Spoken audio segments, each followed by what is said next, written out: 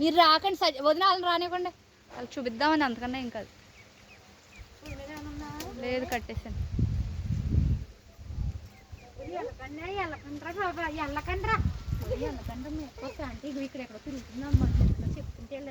అయ్య బాబాయ్ ముక్క ముక్కలు చేసేసుకుని తినేస్తున్నాయి వదిన.